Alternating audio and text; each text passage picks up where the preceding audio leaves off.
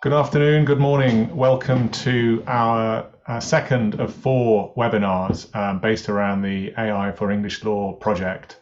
And today's webinar is on the theme LawTech, Progress and Challenges. The project, the research findings of which we're presenting, is funded by UKRI as part of the Next Generation Services stream, which is an industrial strategy challenge fund. And the goal of this program of funding is to stimulate research that will help facilitate the adoption of AI in high-value service sectors. The issues around adoption of AI in sectors like law, accounting, and insurance are clustered. That is, there's lots of interlinked matters that constrain or facilitate adoption, and they complement one another. So our project focuses on the legal sector and has pursued 6 complementary sets of research questions, looking at technology, regulation, business models, skills, training, and the startup ecosystem. The structure for today, we're going to spend the first hour having presentations of research from members of the Oxford research team. And then in the second hour, we're going to have a panel discussion and Q&A. So in terms of the research presentations, we're going to be covering 2 of the project's 6 research streams today. We're going to start by looking at the technological frontier, which is a boundary interdisciplinary work of law and computer science. Here we're advancing research in the application of AI to legal data. And then we're going to look at the LawTech ecosystem, research into LawTech startups and the determinants of their success, which is the 6th of our work packages. So the intellectual arc that joins these 2 sets of research, we can understand as theory to practice. So we start with technological advances, which are developed in a university context, and we begin by outlining the research frontier, which is the limits of results that are achievable by scientific teams doing experimental research. The first presentation, which will be given by Alina Petrova and myself, details our work applying AI to case law. Now, of course, the research frontier, findings at the research frontier are not immediately deployable in a business context. They have to be developed and applied for a particular use case, and this requires a clear understanding of the business context as well as the science. And this technology transfer from the university context to business often involves a spin-out or other partnership initiative. And it happens that closely contiguous to our project, so not funded by the project, but closely contiguous to it, we've had a spin-out company. And our second presentation by Thomas Lukaszewicz from the Computer Science Department will cover his experience of taking university research to the market, what we call the business frontier, that is the cutting edge of deployment of new technology in the business context. Then we'll move from a particular case study of the application of technology in LawTech to research into the LawTech ecosystem in general. And our third presentation is led by colleagues from Management and Economics, Mary Sarko, Matthias Kian, and Richard Parnham. And their key question will be, what are the determinants of successful scale-up in law startups? How does the mix of capabilities and expertise among founder teams affect this? They'll also look at a scope question. To study LawTech, we need to be able to define what constitutes a LawTech startup as opposed to some other sort of tech. And they will introduce a tool that they are developing in partnership with Venture Analytics for classifying technology domains in startups. So that's an overview of the first hour. In the second hour, the panel discussion will be chaired by Professor Richard Susskind, who needs no introduction. He's a pioneer in law and technology, having first pursued a joint law and computer science project back in the 1980s, doing his DPhil. And since then, he's written numerous books, advised numerous influential committees, and helped take forward in a visionary way the agenda of law and technology. So he's of course well qualified to talk about any of the topics, but he's going to chair the panel discussion. Our other panelists are Professor Dan Katz, who's a professor of law at Chicago-Kent College of Law. He's also director of the Law Lab there. He's a scientist and a lawyer. His research and teaching interests include legal informatics, applied legal technology, and AI and law. In addition to this, he's also been a co-founder of a hugely successful LawTech startup, LexPredict, which was acquired by Elevate Law in 2018. Then Professor Dan Linner, who's Director of the Law and Technology at Northwestern University in Chicago. He's got a joint appointment between the law school and the engineering school there. And before entering academia, Dan had a professional background both in IT management and in legal practice. And today he teaches and researches on innovation and technology, including computational law, AI, and innovation frameworks. And then Jennifer Swallow, who is Director of LawTech UK, the government-backed initiative tasked with transforming the UK legal sector through technology. So a very important initiative in the space that we're talking about today. She's a lawyer and business leader. She's got extensive experience with high growth technical companies, not just in law, but in other sectors as well. She's had leadership roles at Yahoo and Wise, and she's currently overseeing a staggering range of initiatives at LawTech UK that she's going to speak about in the panel discussion. Then at the end of the panel, we'll have Q&A, which Richard is going to moderate. You have the opportunity as audience members to enter questions to any member of the panel as we're going through the Q&A function. Please do that. Please do that as we're talking. The questions will be fresh in your mind. Please put them there, and then we will be able to consider those in the round at the end. But don't hesitate to put questions up as we go. So that's enough from me by way of introduction, and I'm going to segue into the first of our research presentations, which is on the research frontier. So I'm just going to share slides now, and I hope everyone can see those. So we are in this presentation, which is joint work with Alina Petrova, Thomas Akazovic, and Jordan Jordanov in the computer science department at Oxford. We're motivated by the result that automated solutions that can scale dramatically lower user costs. So an example from the legal sector is the first markup of a standard type of contractual agreement that might be charged at £1,000 by a lawyer working in a top-tier law firm can be done by an AI system today for less than £1. So there's a staggering level of cost reduction that can, in principle, be achieved through automation. And this has obvious benefits for citizens. Reducing costs could facilitate access to justice, and for businesses, it could lower costs, which could enhance competitiveness and ultimately reduce costs for consumers. So our research question in this part of the project is, broadly put, how can we harness AI to give better guidance on dispute resolution? So we're working with case law, and we're trying to provide guidance to users, or trying to develop scientific advances that could ultimately feed into use cases to provide guidance for users. And the sort of potential use cases that one might have in a dispute resolution context or in a contentious matter context, we can see in this flow diagram. So it might start when a person thinks that they might have a legal dispute or a legal issue. They want to know what their legal rights are and what they should do. If there is a potential issue there, then we get on to questions of litigation strategy. Should they settle the matter? Should they go to court? Potentially might be referred to a litigation funder at that point. Should they fund that suit? An insurance company might make an assessment similarly to this as well. And if so, for how much? Then if the matter does go to a dispute resolution, to a trial or to an arbitrator, then the resolution would have to decide, of course, which party should succeed and for what reasons. After a decision's been made, there might then be an appeal or a review. And at that point, the question would be, should a first instance decision be subject to appeal or review? Is there something on the face of the decision that looks problematic that might provide grounds for that? And we might, at least if we think conceptually, imagine assistance coming from technology at any of these stages. What's the state of the art? What has prior research accomplished in this area? Well, the last few years have seen fairly dramatic progress with predicting outcomes of disputes.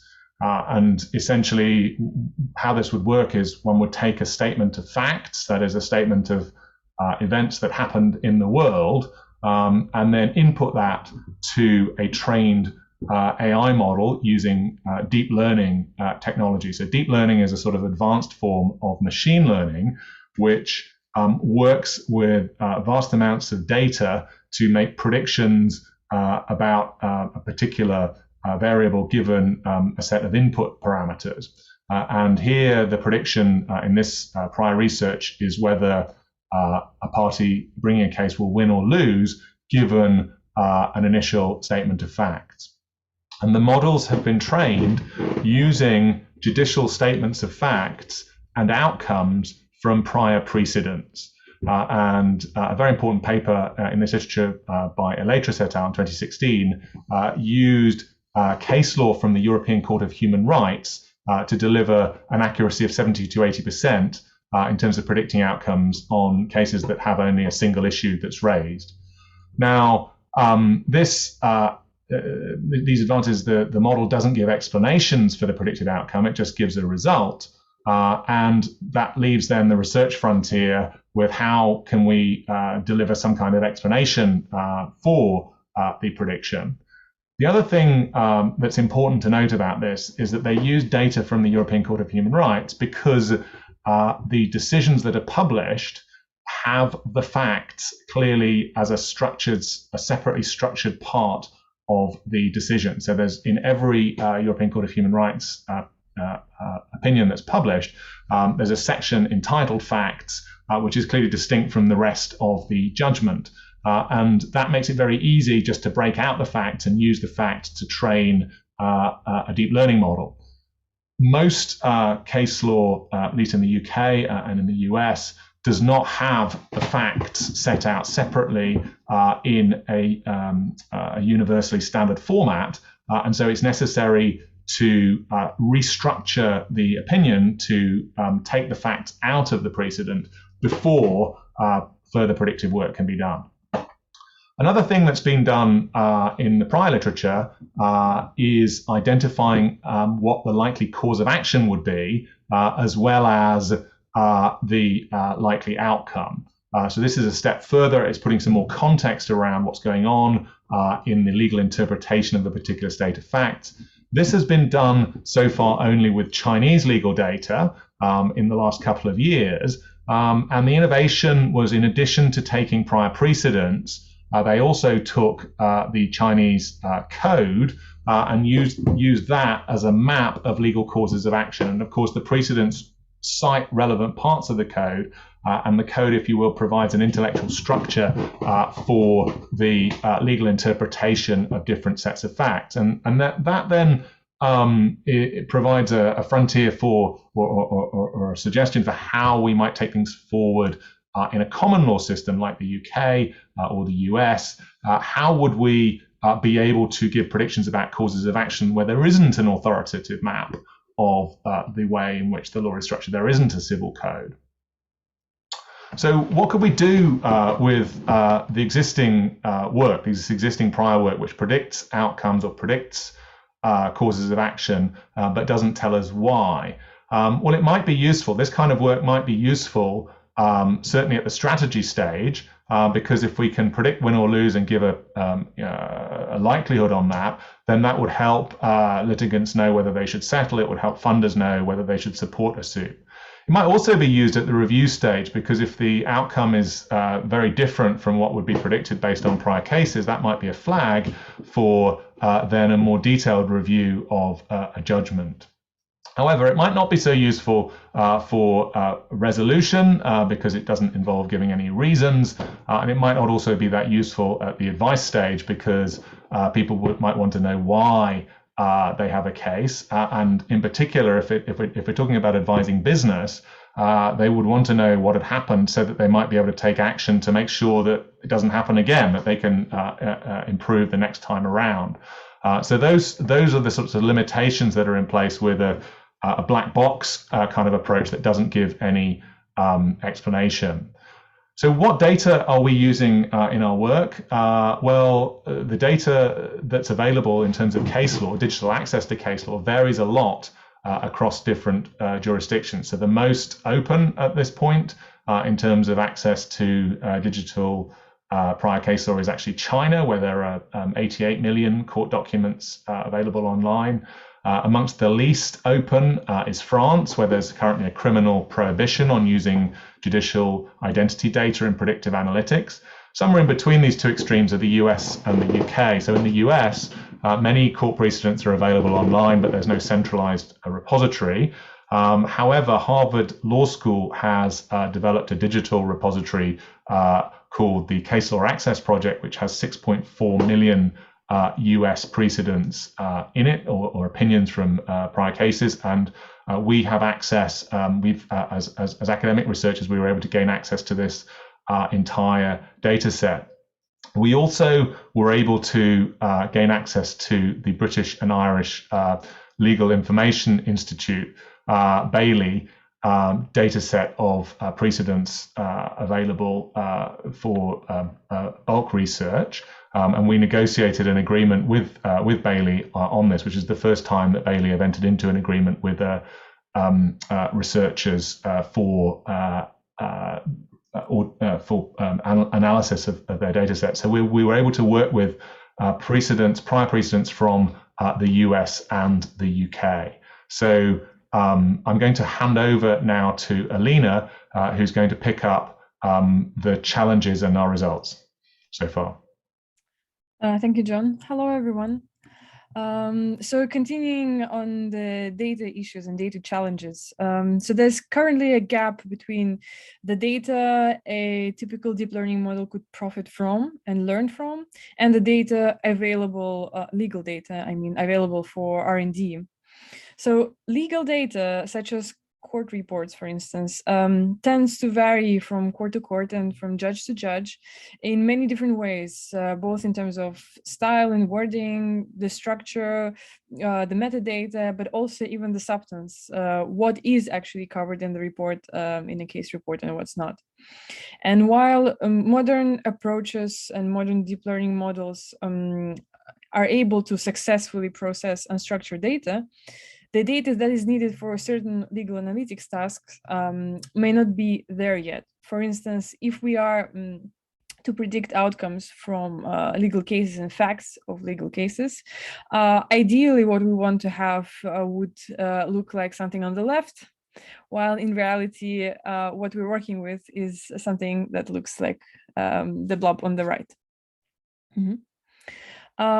So everything that we're facing in that domain, we could conceptually split into data challenges and modeling challenges. And data challenges have to do mostly with data incompleteness. There is not enough data available, and there's not enough types of data available. For instance, we don't have settled cases.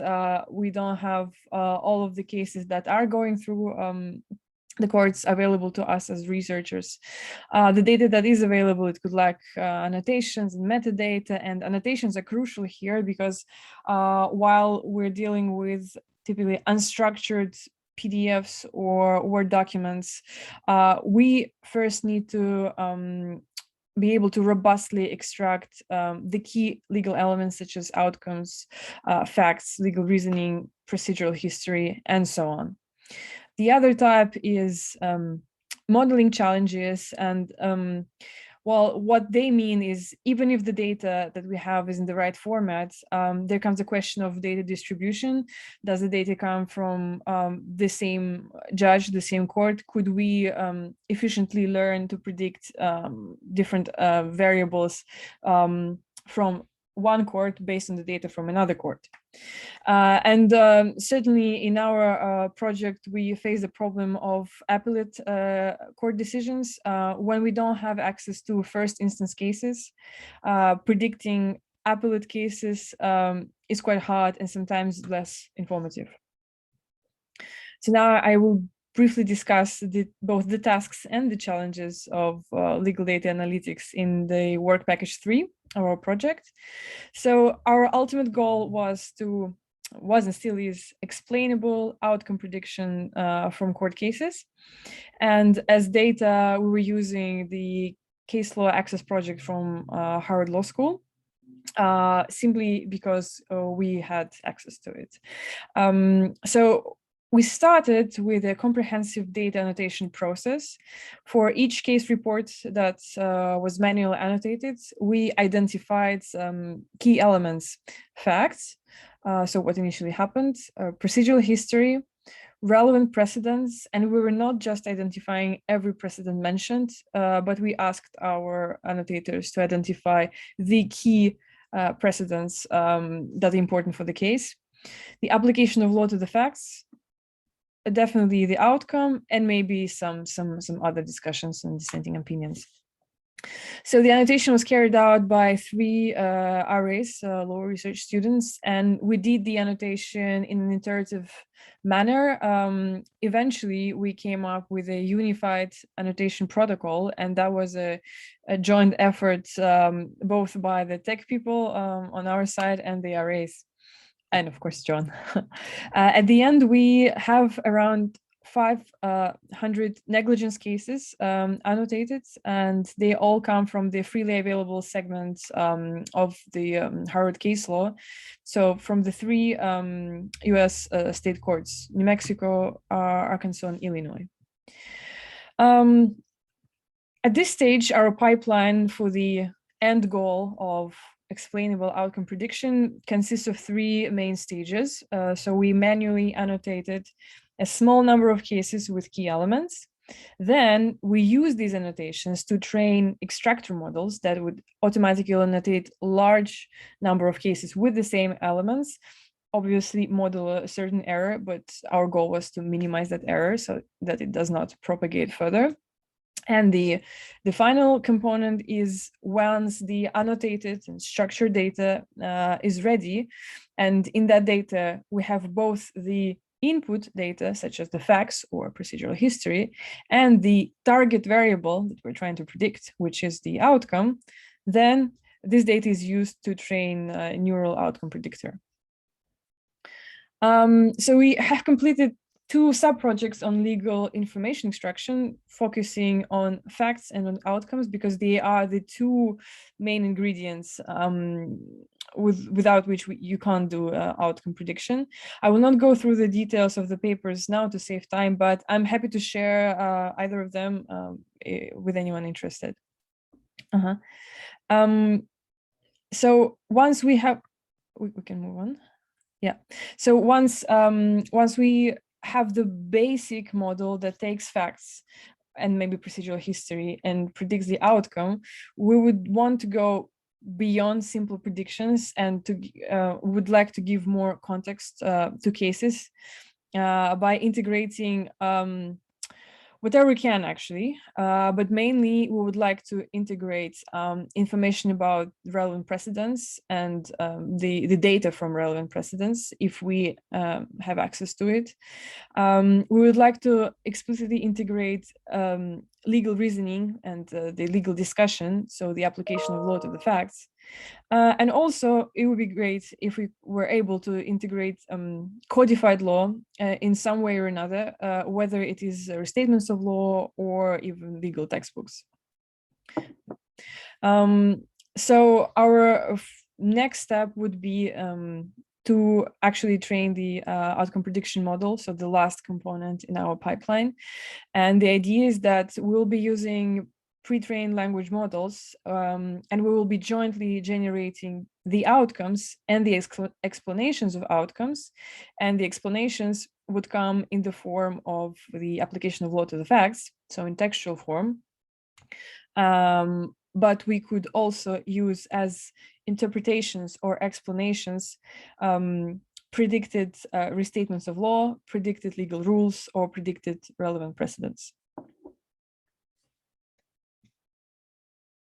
So what we would get with predictions of reasons is some insight into the sorts of factors that a court would indicate are important in deciding a case one way or the other.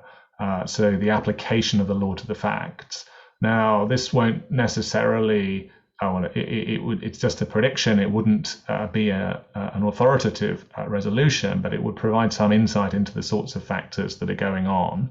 And that then may help to expand the potential range of use cases to include advice to users so that they can understand what the relevant factual issues might be and help to consider whether they want to pursue a dispute and or adjust behavior in future circumstances in response to that. So I'm going to stop there, and I'm going to hand over now to Professor Thomas Lukaszewicz, who's going to talk about taking work at the research frontier and taking that into the business frontier in the context of an LawTech startup.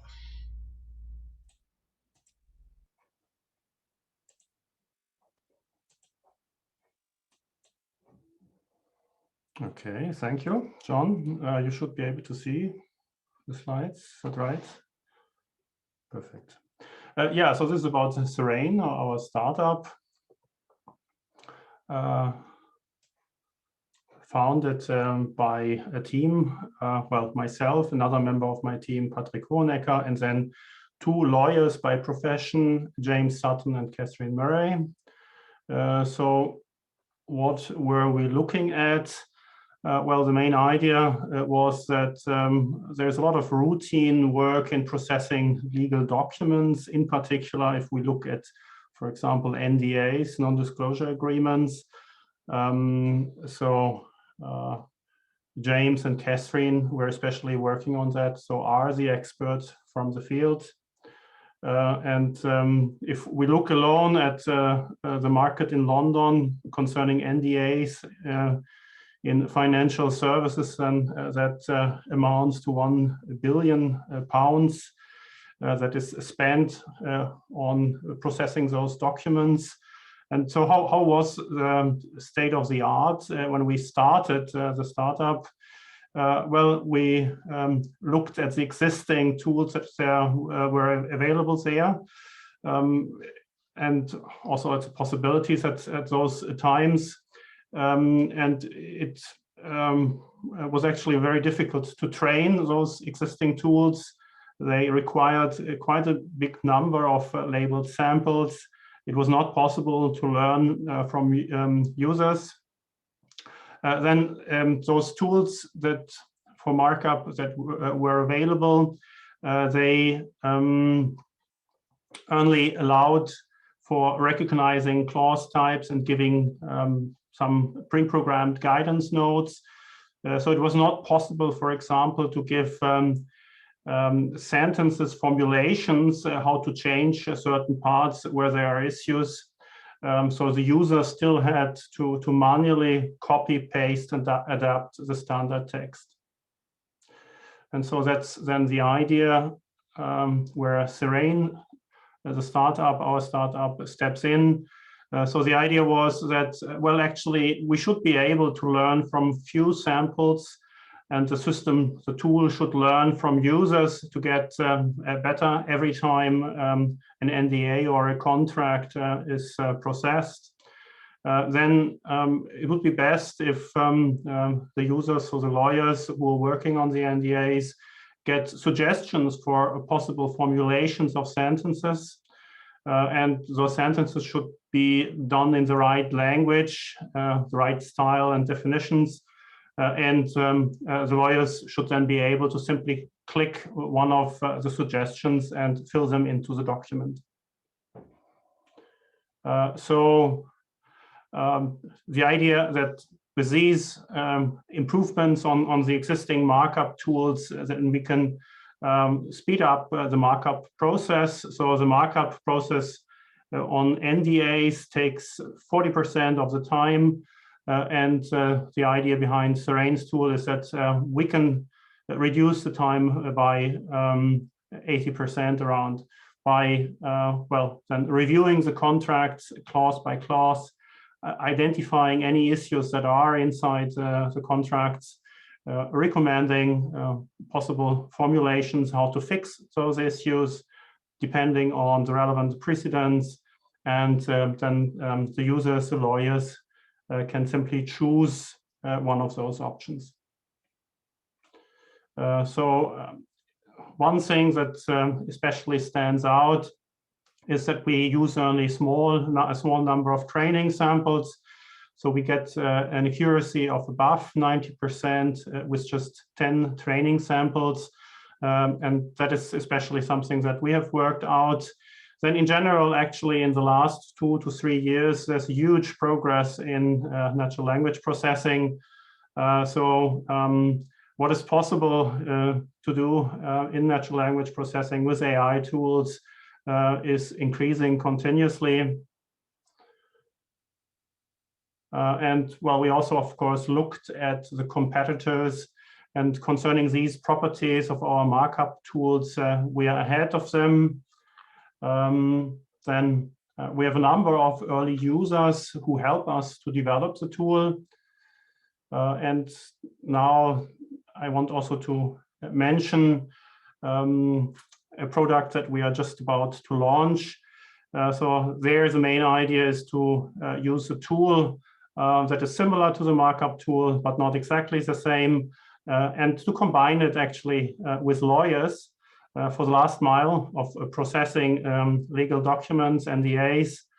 So markedly to combine technologies with lawyers to deliver legal services. And now I want to hand over to James.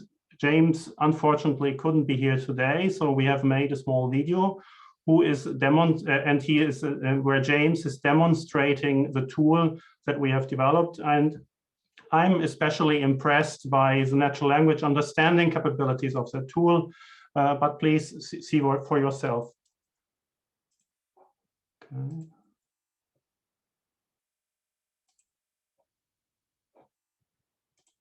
Just a second.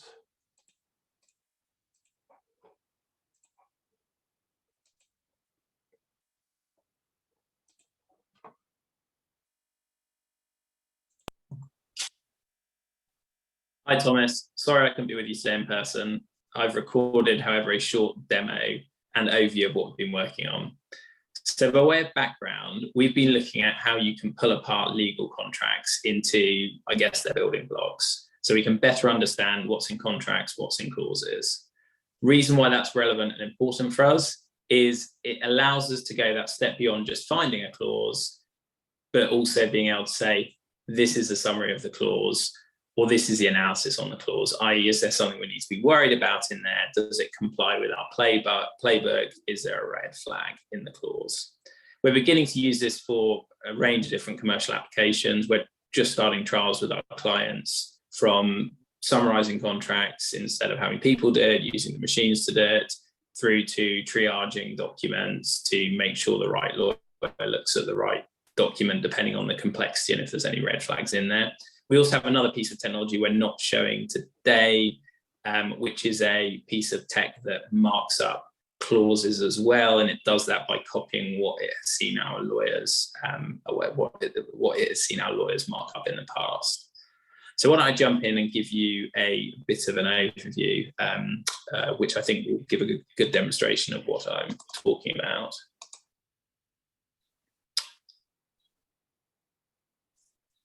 So this is our product. So our product's called Markably. It's just trials with some clients. This isn't actually the product you're seeing now. This is just our internal testing tool, which I think is just the most appropriate thing to show you the demo today. So let's take some language and play with it. I'll use language that I prepared earlier to save watching you type, watching me type things out. So take a simple phrase: you shall not hire Oxford University's officers or senior employees. Most people, or most lawyers, will know it's a non-solicit clause, say an anti-poaching, however you want to call it. The analysis that we've asked it to run on a non-solicit is there an obligor? And who does it apply to? Does it apply to affiliates or third parties? Sorry, is there a third party obligor? There's clearly an obligor. Is there a relevant term to the clause? Is there a specific carve-out in the clause? So most people typically care about this carve-out, although other clauses will have other carve-outs, or some people may care about different carve-outs to this clause. And then also, can you please pull out the relevant class of employees that are caught by this clause, which can be relevant for a range of tracking purposes for clients. So let's move on this a little bit. So you shall not and shall procure your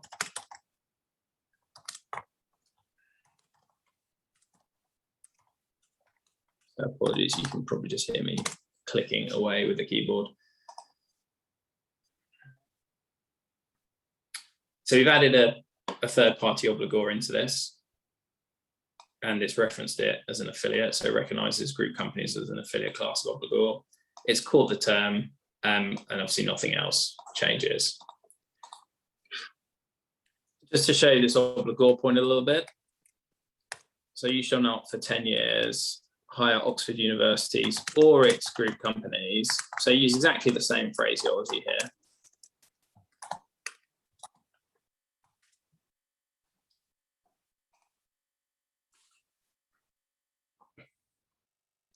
It will drop the reference to thinking there's a third party in the obligor part of the clause, obviously keeps the term and nothing else changes. So it's not confused by the fact we're using the same language slightly further along in a different part or a different part of the building block of that clause. Just take some more text to put in here, which moves this on a little bit further. So what I've done here is you shall not and shall procure your agent shall not. So I put another obligor in there, but now it's a class of third party. Shall not hire Oxford universities or its group companies. So I've kept that. The foregoing shall not apply to general recruitment efforts of a recruiter. So that's, you can word this however you want. That's typically that's a bad wording example, but it's looking at the carve out. I've added a term back in here, which is now at the end of the clause as a separate sentence, and it's a look back term. I've immediately after that then added a term on the agreement. So this agreement should expire 3 years from the date of this agreement, so we can see what it does with that. And then I guess why not? So I've added a governing law and an arbitration clause on the back of that. So let's have a look what it does with this. So going through, does it apply to affiliates, third parties? So it's caught this again, that there's a new obligor or sort of party in the obligor clause. And it's referred to it as a third party recipient. So it's, again, it's not being confused by the group companies. If that said, I won't do it now, if it said group companies or agents, it would say yes, affiliates and third parties. It's not being confused by the term, so it knows that term is still referring to the clause. So it's on the second anniversary of the date of the agreement that the non-solicit expires. It's expanded its extraction here, obviously, to include Oxford or its group companies. It's separately decided that there's an agreement term in there. We've asked it, these are the things we've asked it to extract and run as part of an analysis here. There's not much else you can really do with the term. So 3 years, governing law, and it's called the arbitration clause, which is the London Court of International Arbitration. It works on a huge range, there's not much time to go into a huge range of detail, but you can throw a lot of stuff at this and play around with it. I'll just show you a few things which I think are quite interesting. So let's just go back to a more simple version of this.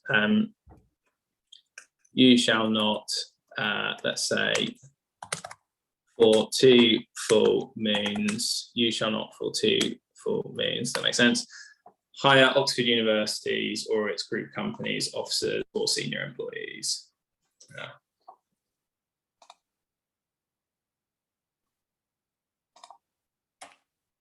Let's actually use correct grammar. Actually, it's interesting, I don't know if you saw, I didn't find the term there because it didn't understand what was happening. So it's dropped the reference to third parties. It's not looking in the term clause for some numerical reference that it understands. It's understanding where it thinks there should be a term by reference to the language that's in there, i.e. the building block. So it's still called that, and you can put a whole bunch of stupid stuff in there. Obviously, it's dropped that, and it continues to catch that. One other thing that I'll show you that I also find, I guess, more for the machine learning people that will be watching, you shall not hire Oxford universities. Let's do something that makes no sense to us. So you should not hire Oxford University's buildings. It's got, if you remember the first clause, it's got most of the constituent parts of a non-solicit in there. However, you hit submit, and it doesn't recognize that. It doesn't recognize that that's a valid clause. It doesn't think it makes any sense, of which it doesn't, even though, notwithstanding that it's very similar in language to the first clause. You can then change this to footballers, something else, obviously, it's never seen in training data, which is non-solicits about footballers. I can tell you now it hasn't. Submit that. So on its language matrix, a footballer is closer to an employee or a person. So it now has associated that with it makes sense, and that's a non-solicit clause. It's got the relevant parts of this right. So, and also extracts a restricted class of employees as Oxford University's footballers.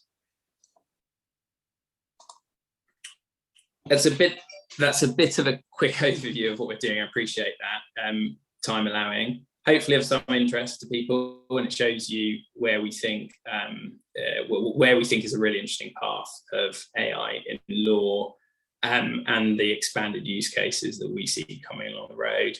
I'm sure Thomas can nominate Thomas to answer any questions that you've got on this, but otherwise we're here and available if people are interested to ask us questions on this. Have a look, have a play. Or in the next couple of months, you will be able to play with our products as well. So thanks a lot. So thanks to James, and I hand over to the next presenter. So our third presentation is Mari Sarko, Matthias Kian, and Richard Parnham. Great. So thank you, John. And so this presentation is going to be with Matthias Kian and Mari Sarko, but it's very much teamwork with Mark Berhien in sociology and Richard Parnham at the business school, who's present here as well. And so as John said earlier, this is, as it were, zooming out from looking at one LawTech startup to the ecosystem level and thinking about what patterns we can see. So in the next slide, it's obvious that we're going to be trying to summarize our 2 years worth of research findings into 3 blocks. One is looking at LawTech and FinTech startup ecosystems in 3 locations. The second is very much focusing on the nature of knowledge domains of founders and joiners and seeing what kind of impact they have on venture scale up. And then the third, which is actually a future plan more than something that we can present. So this is a closing conference, but research never ends. And so we'll continue with this third block on venture analytics initiative, which we'd like to demonstrate where we got to. So in all these segments, it's very much about asking what is unique about LawTech compared with other tech sectors like FinTech. And whether the tech founders look different, where do they hail from, and what kind of knowledge domains and social capital do they bring to bear in different locations that contribute to their success as measured by scale up. So we chose London and New York, maybe very obvious for being global cities with financial and legal services cluster, and San Francisco Bay Area for having deep pockets, but also being a tech center as well. And so those are the 3 areas that we're going to be comparing. And Matthias will say a little bit more about the data that is actually the basis of this in the next segment. But for now, I think it's okay to just say that we based it on Crunchbase and LinkedIn. But one of the difficulties that we encountered is really having an agreed, clear criteria for classifying what is LawTech and what is FinTech and other tech areas. So hence our attempt to develop a taxonomy later on. So here I'm just going to focus on 4 very intuitively appealing key findings comparing LawTech and FinTech. Obviously more time should be devoted than is allowed here in inquisitioning why, but I'm just going to state the facts. So firstly, LawTech startup firms are smaller in size than FinTech startups, except in London. So as you can see from the charts in the next slide, to the right, San Francisco and New York sit in the middle. The dark blue, which is the FinTech bars, are taller than the orange bars. That just means that FinTech startups on average employ more people. And in London, it's reversed. We think that that's partly because in LawTech, we have companies like Contract.ai and Eigen Technologies, which are classified as LawTech. Now, looking at this, you may wonder that all these startups need a bit of time to grow. And isn't it just simply because FinTechs are slightly older than LawTech, and that's why? but that doesn't seem to be the case. So you can see that in all tech areas and all locations, the time trend is similar. From 2007, there's a slow takeoff. By the early 2010s, it accelerates and then decelerates later on. So it's not the case that fintechs are larger just because they're slightly older on average. Let me move on to the second finding, which is about funding, investment funding, and a smaller proportion of startups get external funding in LawTech than in fintech. So in the chart that we show, I want you to focus on the right charts. The vertical axis shows the proportion of firms with external funding. And you can see that with the dark blue bars, between just over 55% to 70% of the firms get any kind of external funding in fintech, compared with more like 30 to 50%. So that's the difference, the contrast that LawTech startups appear to be able to survive without external funding. Maybe own capital, angels are not fully taking account of that kind of thing as well. But the left chart is also worth noting in that this really tall bar for fintech in San Francisco is in a different league. So total fund raised of over $3 billion US compared with, really around 500 million or less in other tech areas. Let me move on to a third key finding, which I think is really, really interesting, which is about founders' knowledge domains or skills. And so here, not surprisingly, in San Francisco, we see a high proportion of founders with coding skills. So what we did was to look at the founders and their LinkedIn endorsements in different skill areas, and we classify them into legal, finance, management, and then coding or data science at large. And to the right, you can see that in both LawTech and fintech, not surprisingly, the dark blue here, which is for the coder. So a lot of the founders in San Francisco Bay Area have a coding background.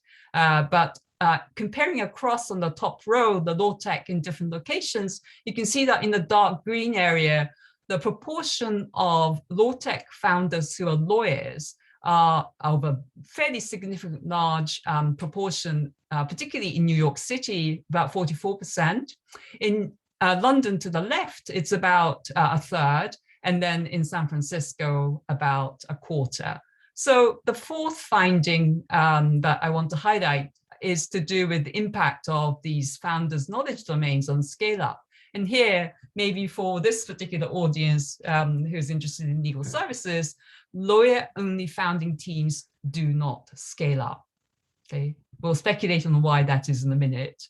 But to the left, you can see that we classified our sample startups according to their founding teams, and the left one with the average of 13 employees is the startups with lawyers only. If you add a coder to a lawyer only team, then the average size grows by a factor of 2.75%, sorry, not 2.5, 2.75 times, I should say.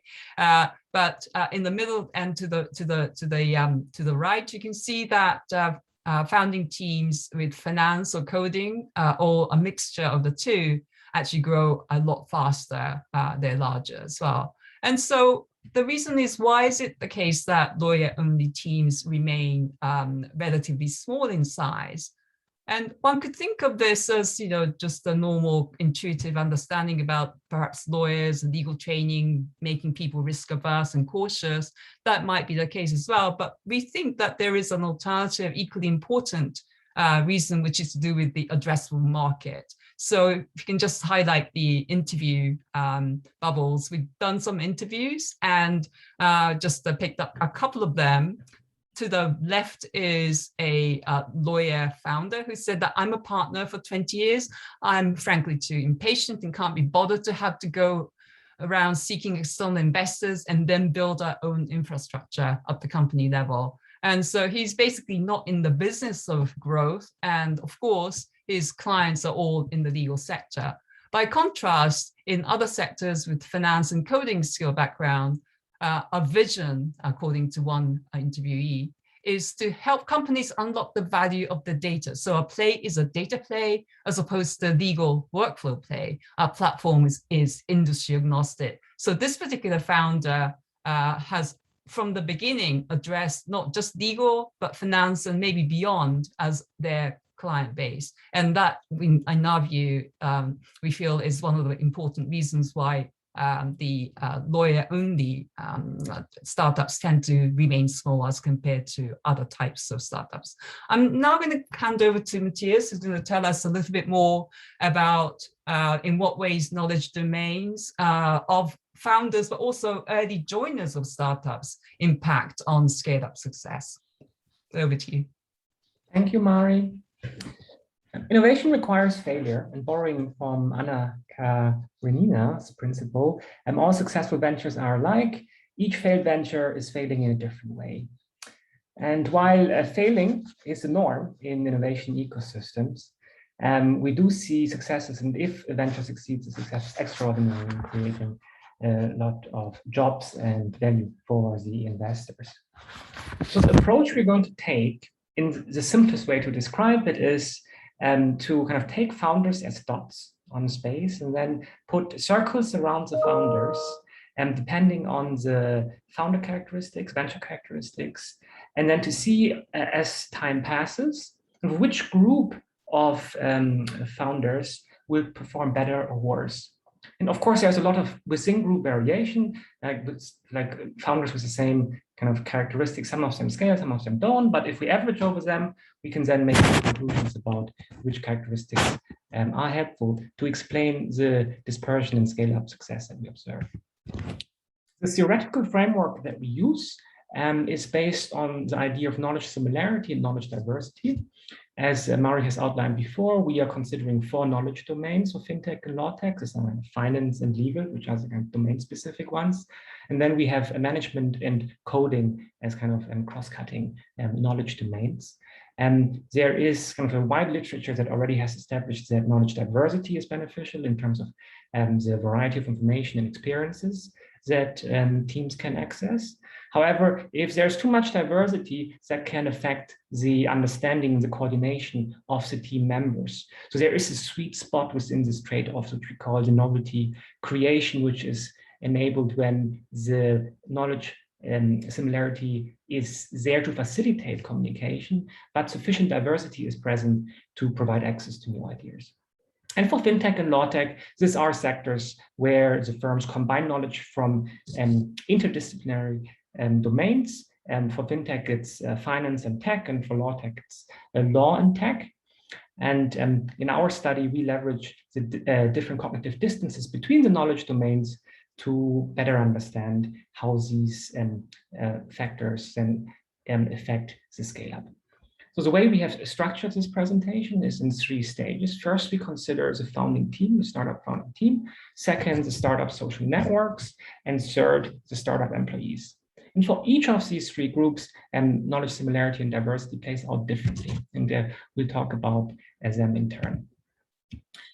The data set of which Mari has showcased some of the key facts before is constructed using the following process. And we begin kind of with the circumstances that we consider, which are the 3 locations, London, New York, and San Francisco, 2 areas of work, LawTech and fintech, and the 12 years of the relatively nascent ecosystem that formed since 2009.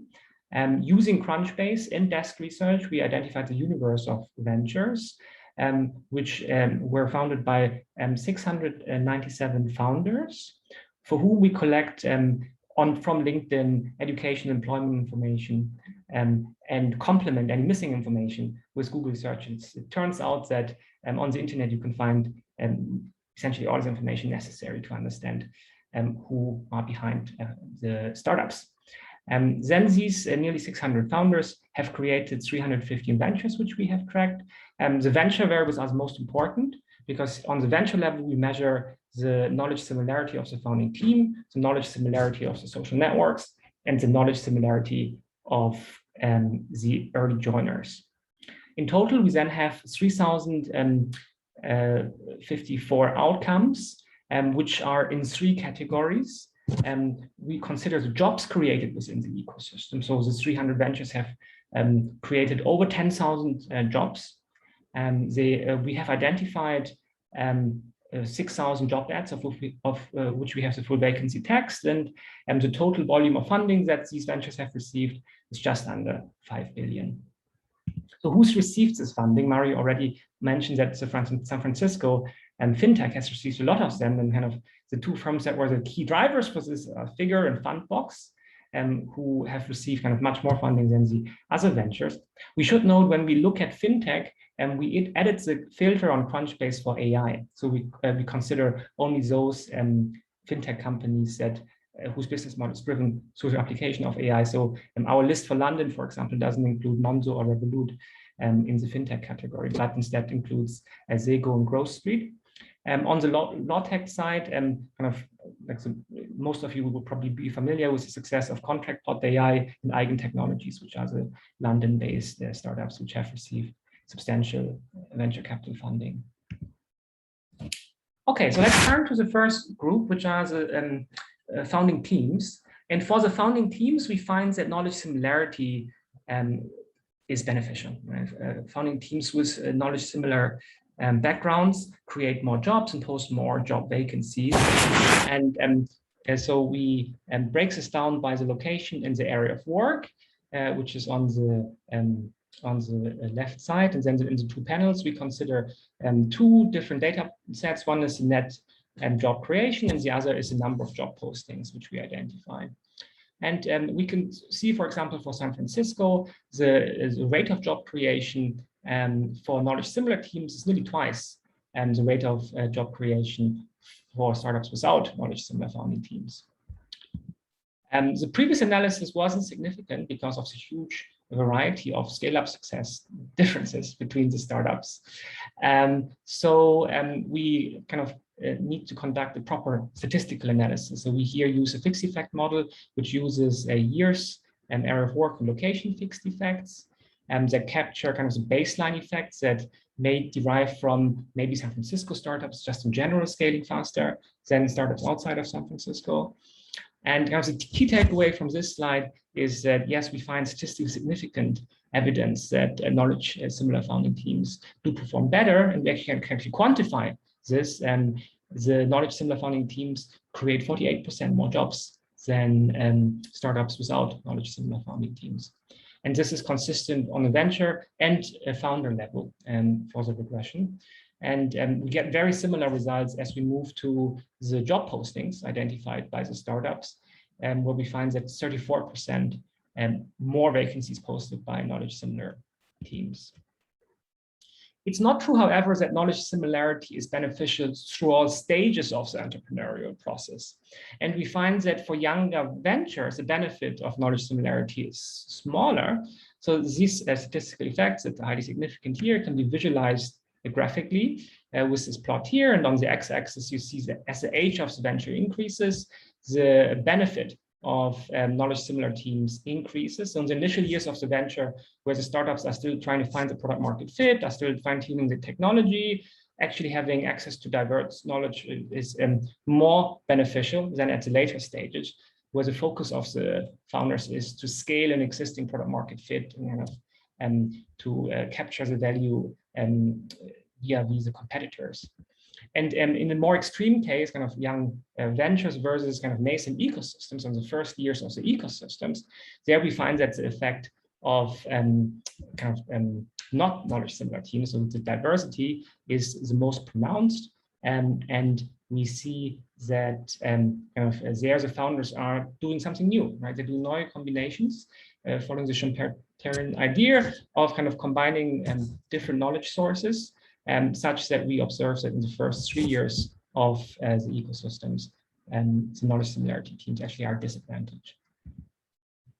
Then is the third outcome variable which we consider as a fundraising targets. We consider 3 fundraising targets: £100,000, £1 million, and a Series A, which is usually £3 million. And what we find here, a model uses the proportional hazard model from David Cox, and finds that there is a higher hazard ratio of knowledge similar team to obtain funding, which means in practical terms, that knowledge similar teams obtain funding faster, and at the same time, they are more likely to obtain funding. So the hazard graph combines these two metrics into one metric. And when I started the presentation, I was saying most of the ventures fail. And the reason I made this statement is towards the bottom of the charts, you can see the percentages. And you can see that less than half of all ventures reach the fundraising target of raising £100,000. And then as we move to Series A, it's of all the founding teams that start, only 18% reach that threshold of then raising a Series A. And one of the variables we were surprised about in this analysis is that being a serial entrepreneur was less of an advantage in fintech and LawTech than in other ecosystems where there is a lot of literature, and that it was never very significant. But we do find high significance for the Series A, in that if you are a serial entrepreneur, you're much more likely to convince investors to give you the funding for the Series A. Okay, so that concludes the discussion on the founding teams. Now we move to the social ties. The first takeaway when we look at the social ties, which are formed when founders attend the same university or work for the same company at the same time, are the locational differences between London, New York, and San Francisco, with San Francisco just having a much denser social network between the founders than in the other two networks. If we zoom in a bit into the social networks, for the social ties, we also differentiate between the knowledge domains of the founders. So in red, we have the coders, in purple, the managers, in blue, the lawyers, and in green, the bankers. And the lines between the dots are color-coded as well. Red indicates a co-founder tie, and dark blue, a work tie or employment tie, and light blue, an educational tie. And if we look at LawTech in London on the right and FinTech in London on the left, we can see that for London, there exists quite a high number of singletons, which are founders that are not connected to the main network within an ecosystem, as well as, as expected for FinTech, a large cluster of FinTech founders who tend to have kind of large nodes, and the size of the nodes indicates the number of jobs that they have created, with kind of larger balls indicating more jobs. If you compare this with San Francisco, we notice that in San Francisco, there are much fewer singletons. So, and most of these people are somewhat connected to the main network, and that San Francisco is just much more dense. And then finally, the last dimension of networks that we should notice, and they have become more, the ecosystem has grown more connected. So if you just take San Francisco and look at over the years from 2011 to 2019, we can see that kind of the number of lines connecting the nodes grows faster than the number of nodes, which kind of means that it becomes a more connected social network over time. And associated with the higher degree of connectiveness between the founders within the social network is another observation which we have made, is that the job creation of new startups within the first 3 years accelerates quite dramatically over the vintages of the startups that have emerged. So if you look at 2008 and 2012, and after about 2 years, we have on average 3 jobs created per venture. While if we look at the later vintage in 2016, we have that the average venture creates 13 ventures, right? It's more than 4 times as many jobs after 2 years.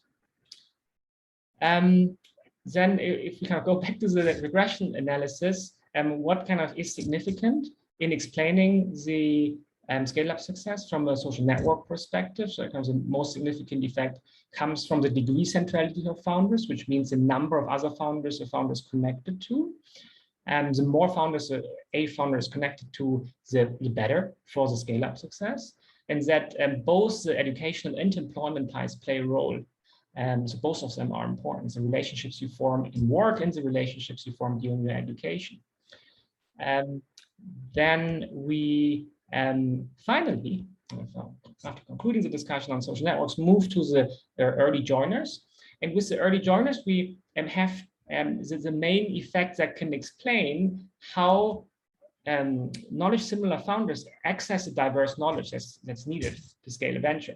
When we look at the previous slide, when we have these interaction effects that try to explain or ask if knowledge similar teams get diverse knowledge from their social network, we actually do not find any evidence that this is the case. We do find strong evidence that they do get diversity from the early employees.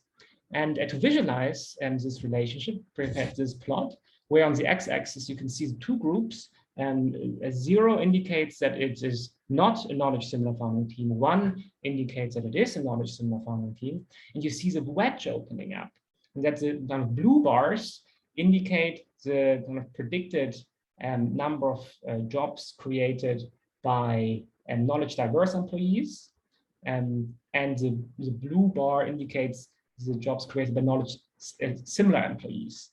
And you can see that knowledge similar founding teams that hire knowledge diverse employees perform better than knowledge similar founding teams that hire knowledge similar employees. I hope I've got it right. Yeah. Okay. So in the last few minutes, I want to quickly mention a project that was kind of that grew out of our approach to do the empirical study. One of our observations was there's a vibrant ecosystem that funds the adoption of artificial intelligence in the financial and the legal sector. There is very nascent adoption of AI within the entrepreneurial ecosystem itself, and that's true for both founders, VCs, and policymakers. So, for example, VCs very rarely systematically use AI to pre-screen through the thousands of pitch decks that they receive, which ventures they should interview. And the reason why this is, we believe, originates in the data sets, in that the existing commercial data sets have incomplete and inaccurate classifications of ventures. So as Andrew Ng always highlights with the data-centric AI approach is, most of the time when you run AI, you actually work on getting the data clean. And I'm sure all the machine learning engineers who have presented before kind of have come across this problem. They're kind of collecting the data, cleaning the data, organizing the data. It's actually the most difficult part in the machine learning pipeline. And that just doesn't exist at this stage. So the decision makers at the moment, the founders, investors, and policymakers, make these decisions on incomplete data. And there's an over-reliance, therefore, on the gut feel, and which, just referencing the research by Daniel Kahneman, for example, then creates a bias, because humans have biases in their intuitions, and that may undermine the diversity, equality, and inclusion within the entrepreneurial ecosystems. So how do we solve this? So our approach is to develop a taxonomy for classifications that satisfies the different purposes that the stakeholders have. And they are distinct, and that founders want to know which client space are underserved, investors want to know how they can identify investment targets that will grow fast, and policymakers want to find the bottlenecks that they then support, be it in a technological area or a skill area.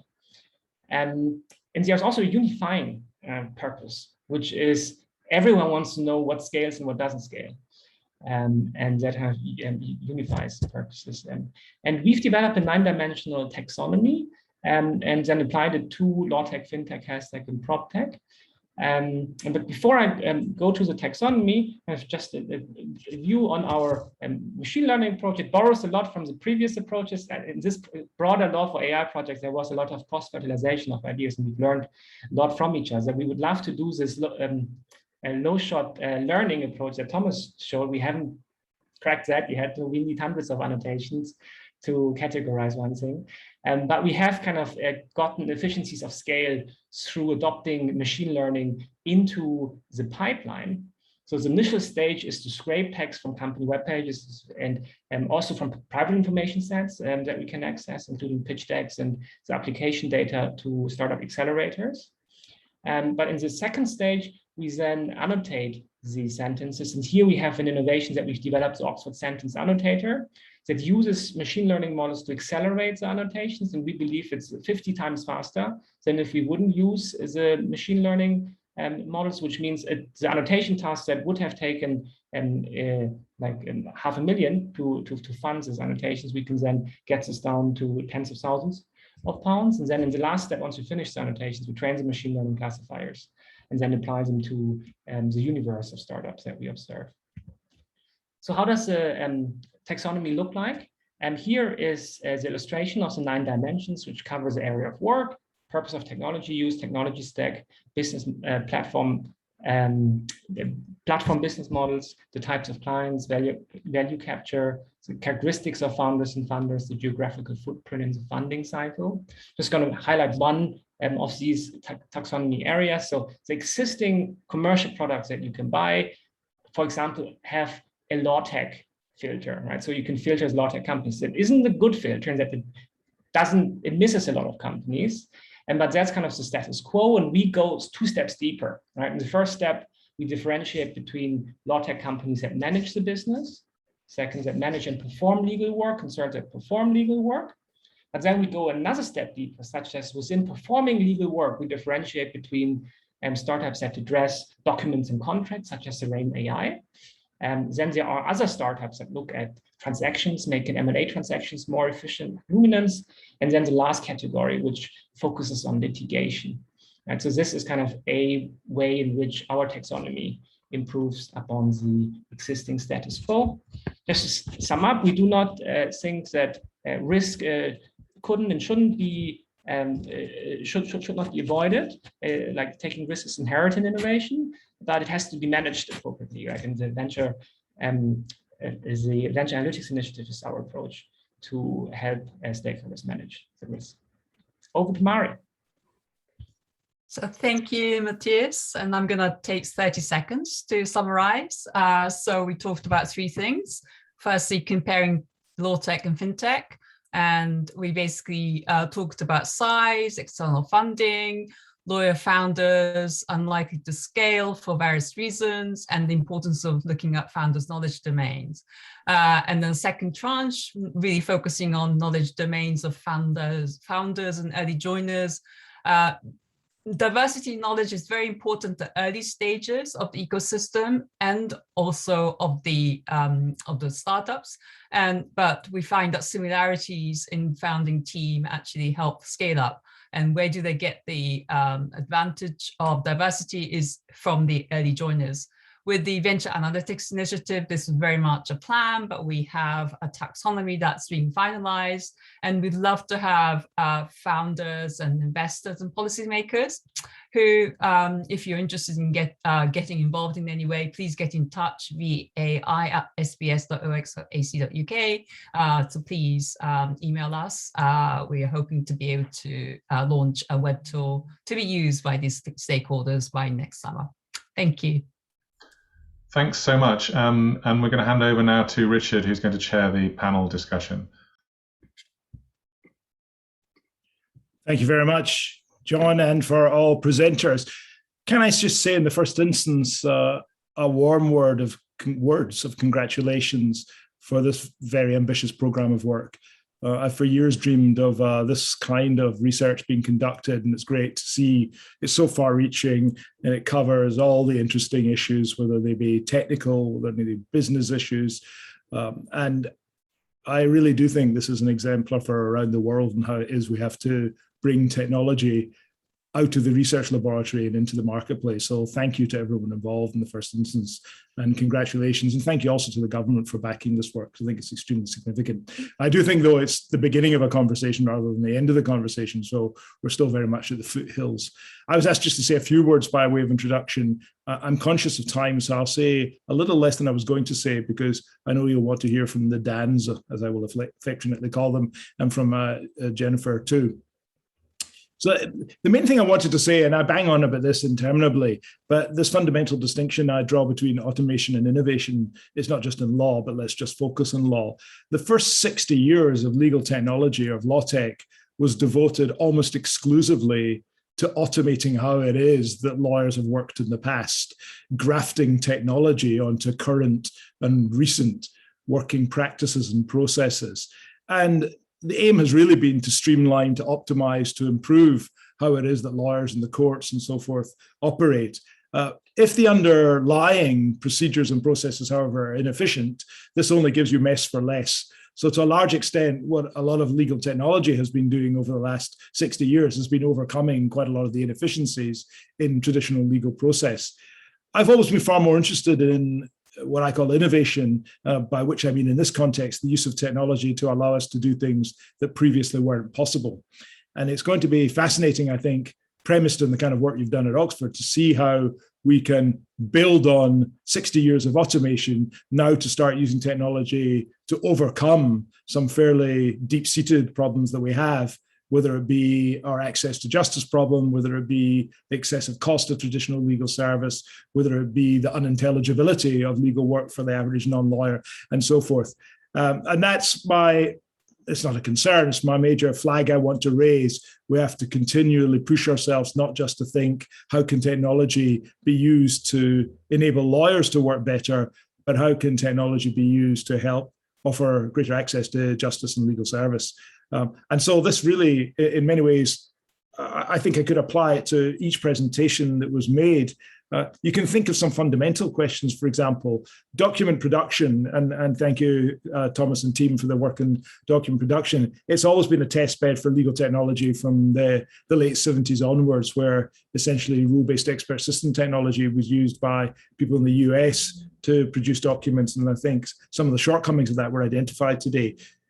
But underpinning this, and I don't have an answer here, I just want to pose a question, it's just this notion that the best way for people or organizations to come to some kind of agreement or to reduce it from a legal point of view to something formal is to produce this thing we call a contract, very much rooted in the print-based industrial world.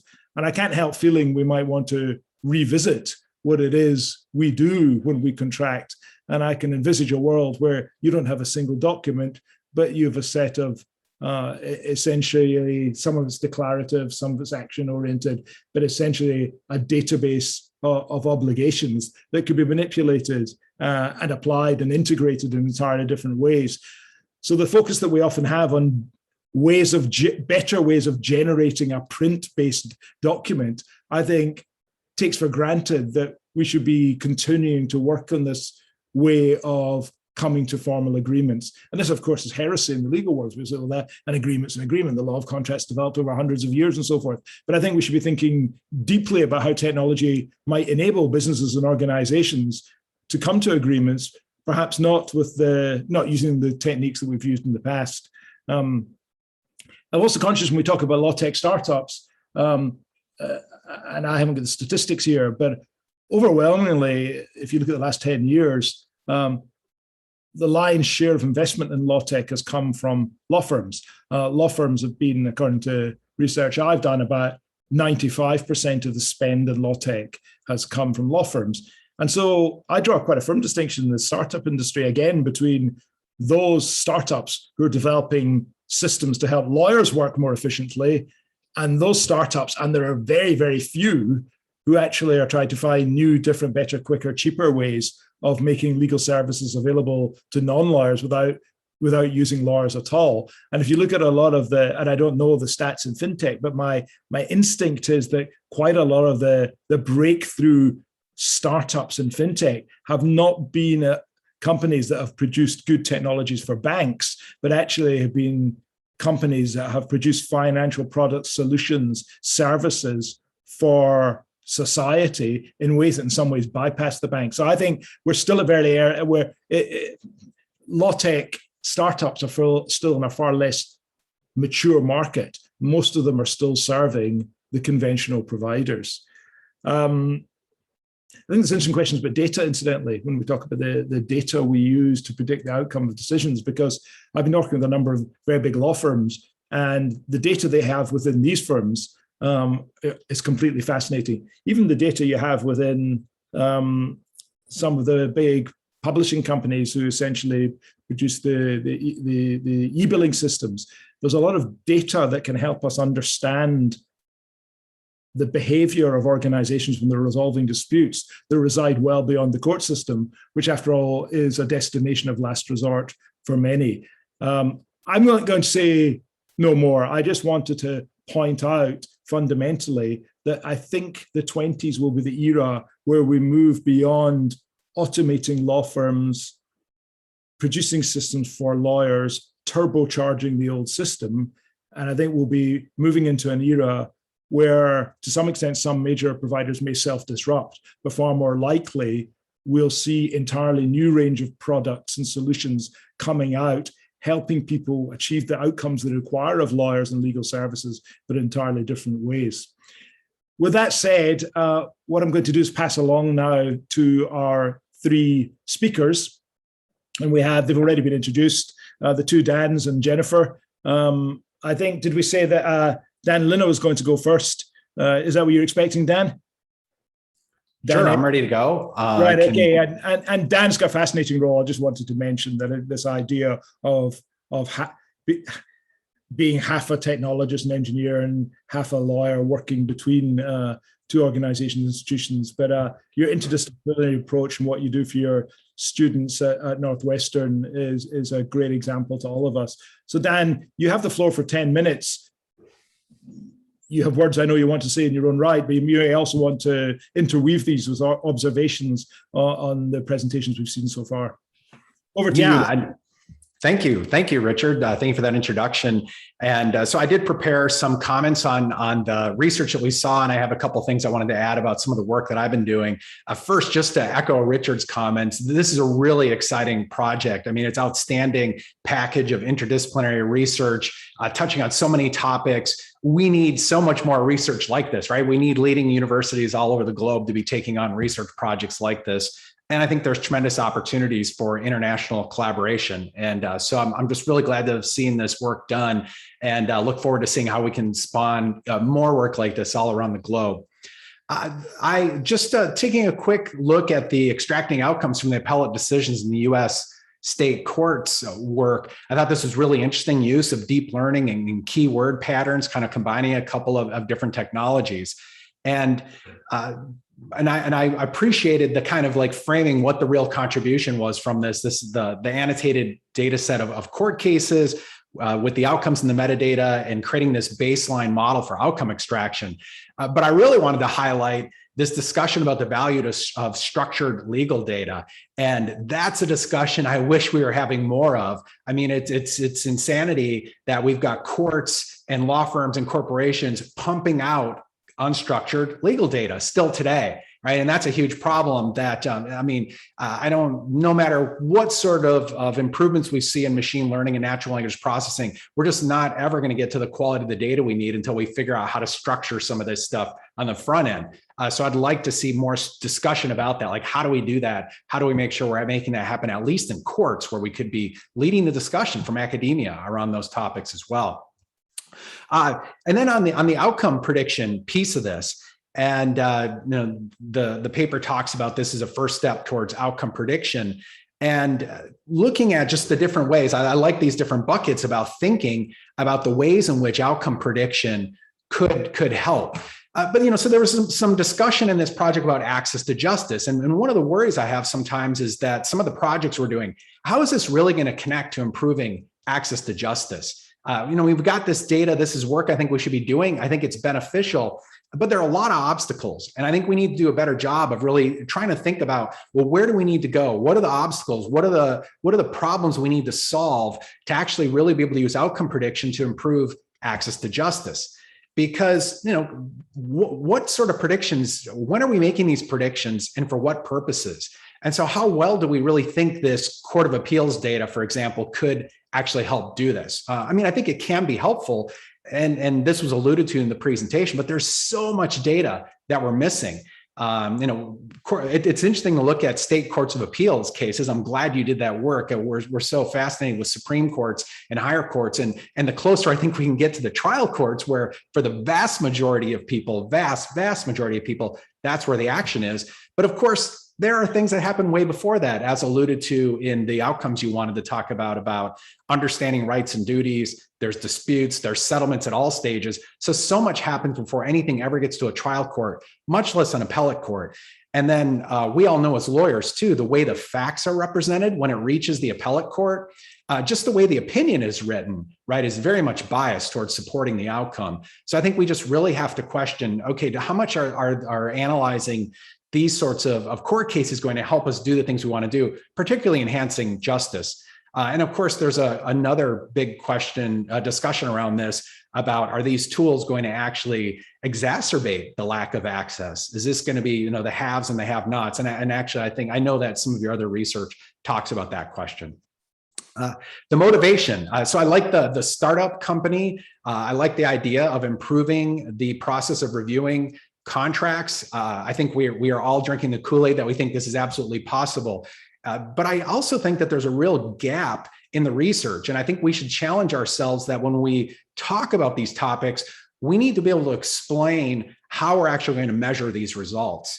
And because we don't have good frameworks for evaluating the quality and value of legal services today by humans or by technology. And so I think we need we need much more research on that. How do we measure that? How do we understand what is the actual objective? And not just from the lawyer's perspective, but from the client's perspective. I mean, to Richard's point about achieving outcomes, we need to be able to better measure what it is that the efforts that we put forth, what's the quality of those, and how do they contribute to the outcomes that we want to get? Because if you talk to most lawyers, right, there's a lot of disagreement about, well, how would we even you put two contracts in front of them? Which one is the better contract?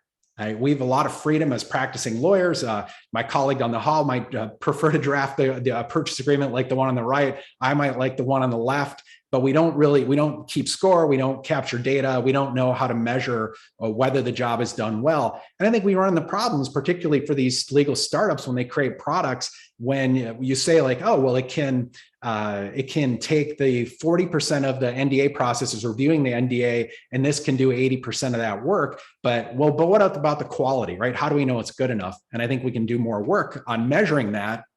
And I think that, I've done a little bit of research around this about kind of introducing to law evidence-based practice and empiricism.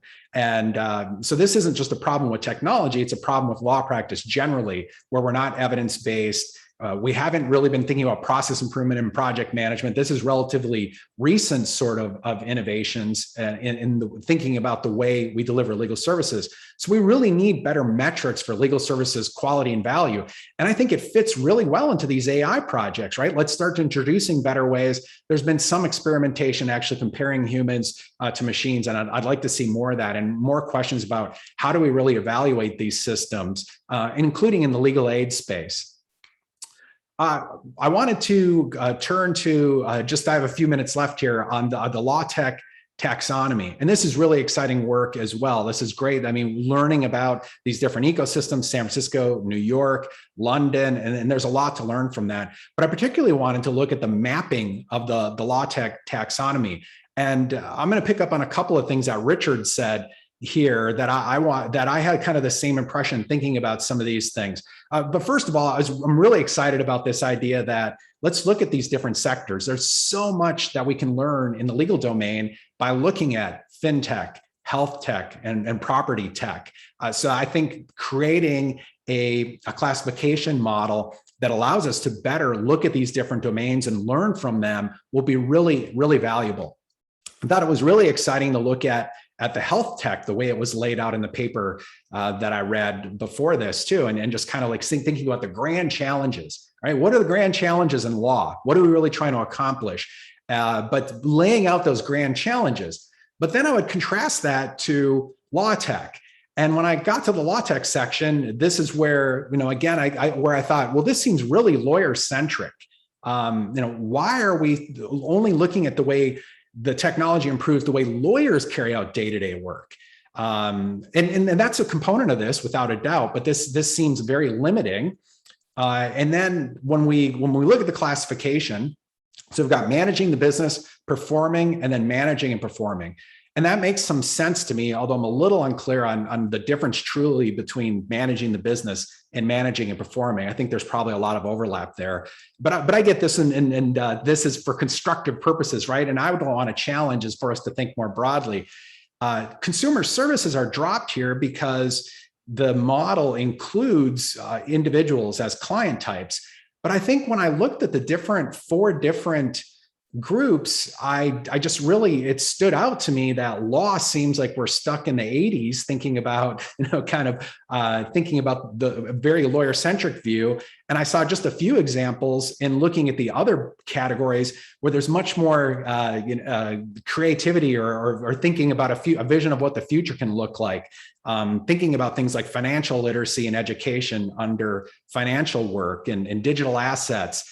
And I mean, what's the corollary in legal work, right? Or precision and population medicine. Same thing in law. I mean, there's talk about personalized law, thinking about the nature of making law itself would change, thinking about creating tools for individuals to better understand their rights, so personalizing law for them. So I think there's room to be more creative, and I really think it's important to do that. I understand law tech is not quite as mature as these other areas, but I think there's some ways I'd like to see to breathe. Maybe this is just my own bias and wishful thinking, but I'd like to breathe a little more life into that, to think about other ways that we can capture these other companies, particularly ones that are focused on not the lawyer at the center, but disrupting the lawyers and going straight to the consumers and providing legal services to them. And so the last 30 seconds when I wrap up, I'll just say that I've done some taxonomy work as well. I wrote an article about startups that was cited in that, which I appreciate. And I've also tried to look at what law firms are doing across this space.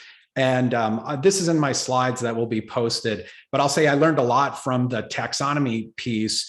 And I intend to keep trying to work on this to improve, to really try to understand the way law firms are using these technologies, the different practice areas, and what are the technologies that are really driving the innovation and technology adoption in law firms. But I'll wrap things up there.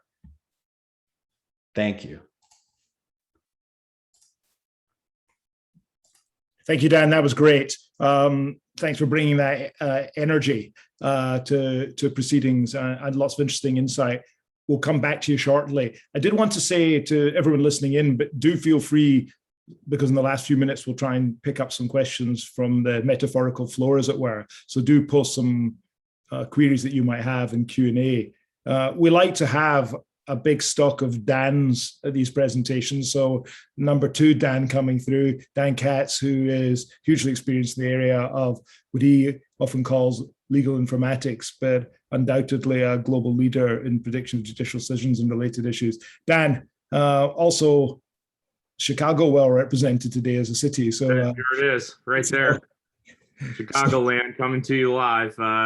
Good afternoon, everyone. And I just want to say, as everyone has already said, congratulations to the Oxford team for all this great work that you've, it's a long time working on these work packages, but congratulations on all of this. I wanted to respond to at least some of the things that have been said.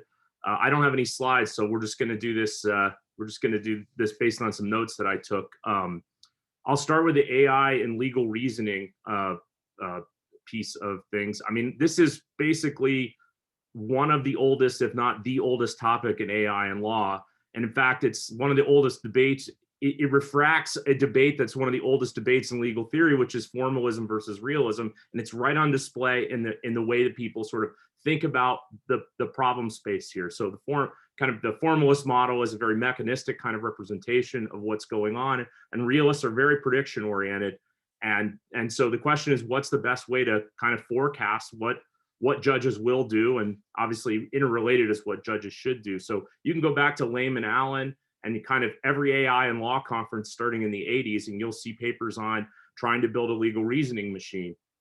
So I think it's the hardest problem, or one of the hardest problems, particularly if you take the problem straight on.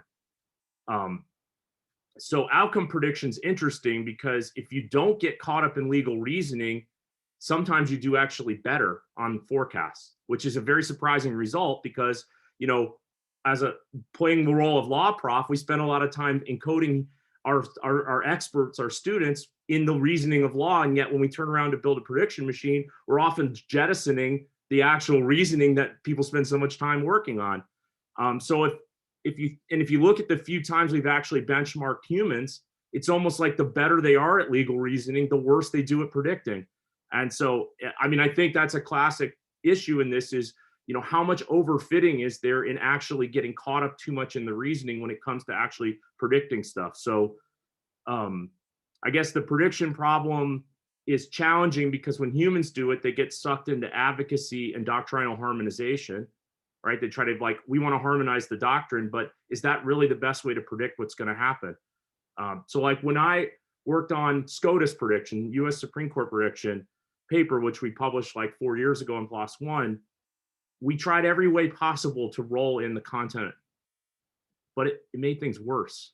It consistently made it worse, which is, again, a surprising result. the deep content of the law that, again, people spend a lot of time on, it actually adds more noise than signal most of the time. At least, again, maybe somebody's more clever than I am and can figure out how to thread it all in there. But I just, that's kind of the wall we hit in doing the US version. I wonder, you know, as you do the UK or even other courts around the world, that this is going to rear its head, I think. So I just want to reframe what's been said here. How much predictive value does legal reasoning actually add? One. Two, how do you create a reduced form representation of legal reasoning that actually provides more signal than noise? That's the question on the table as I see it for this area of work. And I think it's there to be had, right? So it's almost got to be the case that there is some clever way to do it. But that's really the game that we're playing here when it comes to using the when it comes to kind of doing prediction where legal reasoning is part of it. Again, a very surprising result, a complete 180 from what we see honestly happening in law schools everywhere, which is we're encoding this computer every day in our students how to be a legal reasoning machine. Yet we're not quite yet that when you go to do it with a computer, it's a different story. Okay, so let me jump over to deep learning in law. I think this kind of has, I guess I wrote down, to what extent is domain-specific engineering or knowledge required to be wrapped around a general purpose technology? That's how I would frame it too, which is, if you look at a lot of the products in the space, especially the ones that have come out in the last 5 and 10 years, and to the extent they're using any deep learning, what they're usually doing is taking a model off the shelf and just shoving it into this area without a whole lot of domain specific kind of, you know, care, let's say. And so the heart, and actually you can make a lot of progress with that alone. Like just take you know, Word to Vec or all the way through to GPT-3 and just stick them in here and give it a diet of something and see how well you do. So I think, I guess if you think about it, that's really that's again a somewhat surprising result, because again, this is going to be a theme throughout all this. Is we have these general purpose technologies, we try to put them into the domain, and then the question is, how do we put the domain specific flavoring on? Now, if you look in the NLP literature, you'll see a lot of papers that say, you know, you do a lot better if you can figure out how to stick the domain specific ideas in there rather than just using a general purpose technology. But I'm just excited to see other, you know, more deep learning type folks interested in this space, because that's what we have to do. We have to figure out how to cherry pick or identify the pieces of law specific information that actually improve the performance of transformers. So now let me switch to few shot learning or low shot learning. That's obviously a frontier in this field. So the first wave of legal AI, or modern legal AI that came into this field over the last 10 years required the customer or users to do tons of training in order to have good, decent, reasonably decent results.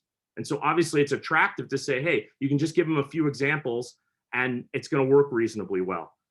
I guess the question becomes, there's no shortcut here. You either train it on your end or you train it on the customer end.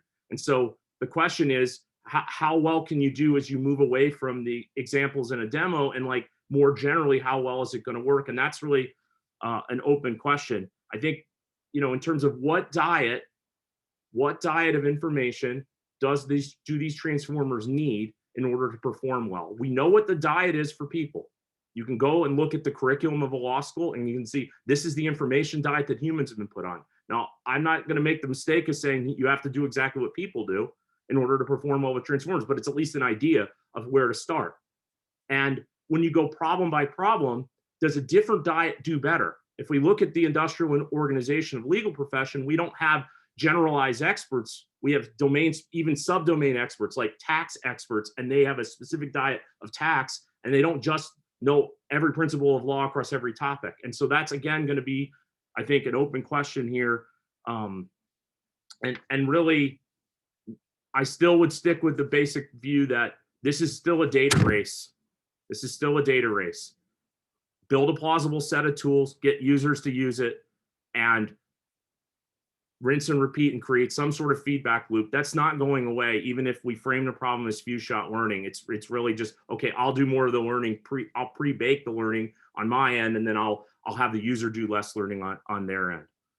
Last thing I'll say is, last set of things is, I think universities can play an important role in helping this these ideas succeed, including evaluating the quality and performance of what's coming out of these systems. In terms of commercialization, obviously only a subset of these ideas are really ready for commercialization.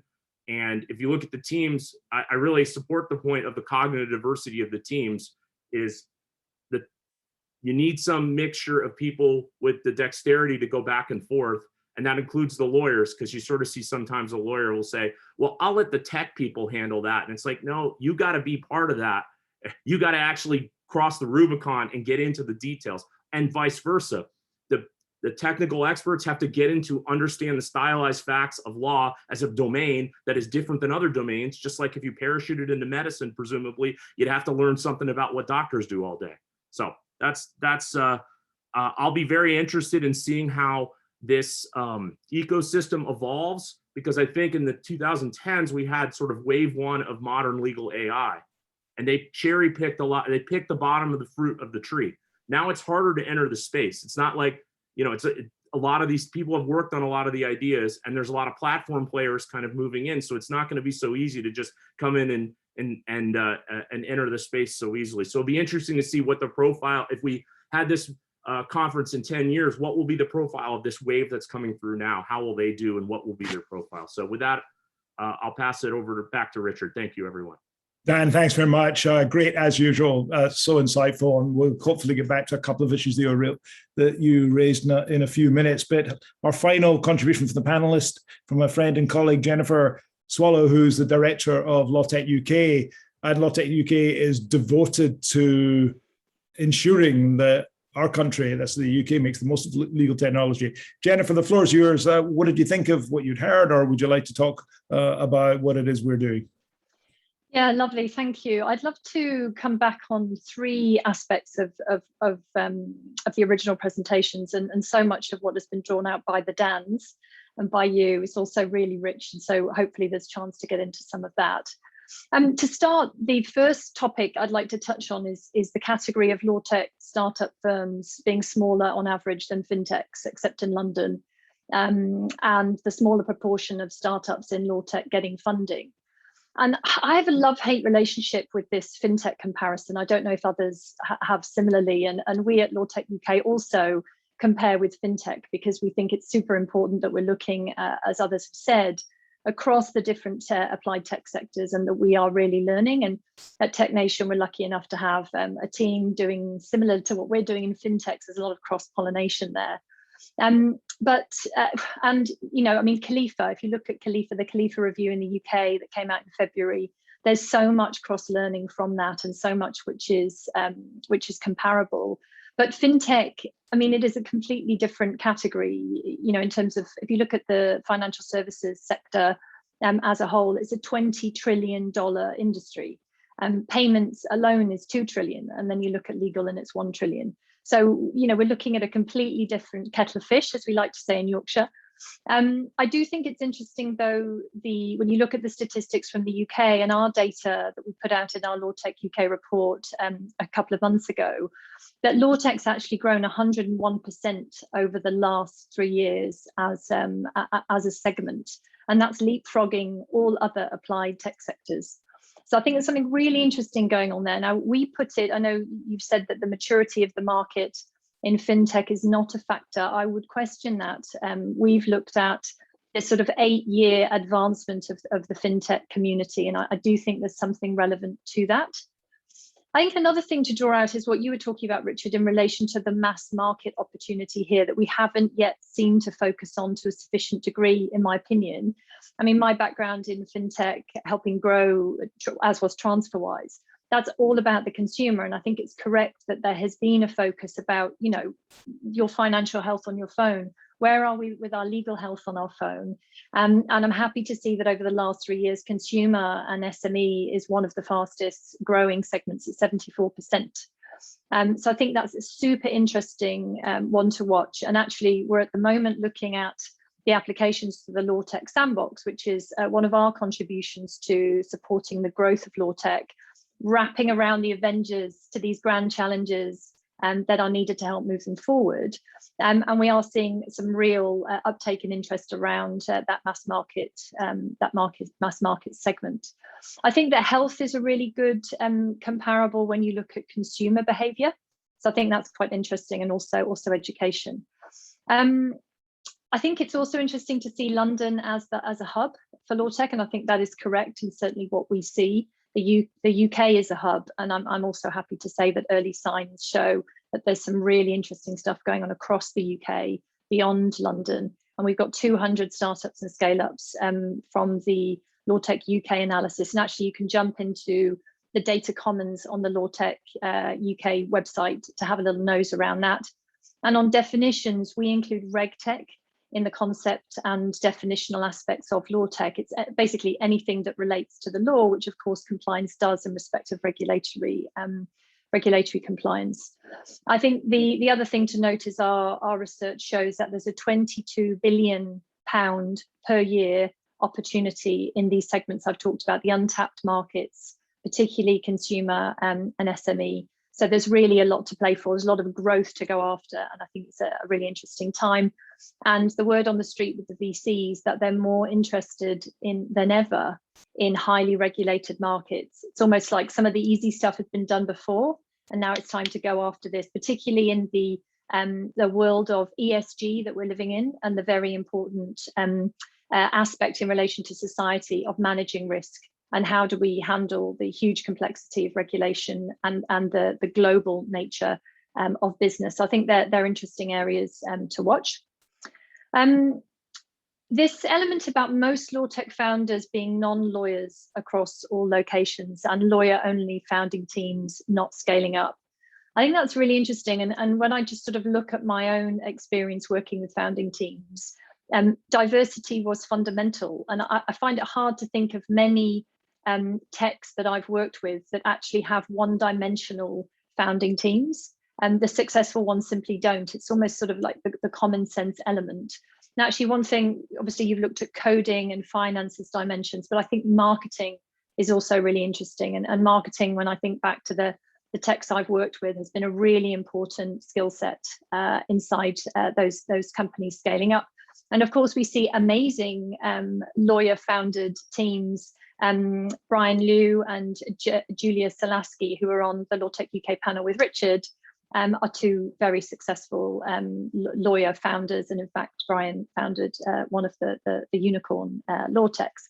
So I think it's really exciting that we've got some people without legal backgrounds coming and really looking and kicking the tires and trying to address some of these grand challenges and thinking in a completely different way about it. Personally, I couldn't care less who solves it, so long as somebody does. And I think if we can all pile on to these grand challenges, that's where the opportunity lies. I also think there's a dimension that doesn't come through in academic analysis, which is passion and a vision or an impulse from God, as some founders feel that they have. If I think back, for example, to the founders of TransferWise, now Wise, they were not bankers, they were not payment specialists. They were people who were really pissed off, if you will excuse my language, with payments and the corruption inside the banking industry. And that's what they were going after. So regardless of whether or not they had commonality of knowledge, which in fact they didn't in that case, what they had was a common purpose. And I think common purpose is super, super important, mission-driven businesses. And that's what I want to see more of. I mean, looking at Dan Garrett and what he's done with Fairwill in the UK is incredible. That's what we really want to see. And actually, I think this point about multidisciplinary working, which we drew out in the LawTech UK report, is really relevant here. It strikes me that what we need to do is what those shops on the high street do that nobody ever goes in. When they completely change their fronting, they put glass everywhere and they open it up to the light and they open it up to the people. This is what I think we've got the opportunity to do in the legal community and really put out there what are these exciting challenges and opportunities. So the tech community that I've worked with love solving problems. So if we put some really exciting challenges out there, we're going to attract more talent and we're going to attract it globally. As I mentioned, the London and the UK as a hub, but also highly regarded for law, highly regarded for tech, global talent visas here. I think we can be thinking very globally about solving some of these problems as well. And it's great to see that we've got some cross-border people here, because actually a lot of what we're trying to do is not single market. And we're also seeing that in the applications, some of the applications for the LawTech sandbox. These are things that are not just jurisdiction specific. They have application across borders. So I think, yeah, vision, passion, super important. And I think the other things in relation to how we open it up, when I think about the barriers, this is one of the reasons why we're focusing on some of these things at LawTech UK, is data. So you can have the best idea, and you can be the best, you can have the best team with some fantastic tech folks. But if you don't have access to the data to train your algorithms, you're not going to be able to get very far, very fast, which obviously the Oxford team, you have talked to how you've tried to address that. So what can we do as an ecosystem to really start to both do what the first Dan said, which is stop the technical debt, if you like, in terms of stop the legacy increasing of not using structured data. So start working with structured data today, everyone, right now. And then also figure out how we make the data accessible with protocols and in a respectful governance sort of way. And that's something we're working on at LawTech UK. So we've got a proof of concept that we've just finished, and we're moving into another phase of work with the Open Data Institute to solve exactly this problem. And hopefully we can make a contribution that will help us as an ecosystem unleash that. Obviously, we also need to compete on remuneration. You need me to finish up. So I think that the investor community getting excited will flow. And I think the final thing to mention is our collective purpose. So I talk about all this all the time, which is that as a community, all of us have a common purpose, which is to serve society. And so I wonder, in relation to all of these individual siloed bits of working, the degree to which we are putting that first and foremost. If we did, what changes would we make? How would we address things differently? So that may be something to stimulate discussion there. Thanks, Richard. Thanks very much, Jennifer. Now, I'm conscious of time. We've got about 7 or 8 minutes. Keep the questions coming. There's been a modest contribution from the floor, which is perhaps just as well given the timing. But let me, meanwhile, just individually ask of our speakers just a question or two. Dan Katz, the focus has been, I think, on prediction of decisions based on the analysis of, or based on data that is essentially case reports and so forth. But of course, there's another line of work which is really based on metadata, when it is that, and this goes back to the 50s, the work of the judicial behaviorists, that if you know who your judge is and who the participants are and the nature of the claim, the size of the claim, you can actually make a fair prediction of the likely outcome, which for people who are just trying to understand, should I go forward, should I not go forward, might be quite useful. How do these techniques compare, and could you combine them in some way to improve the quality of results?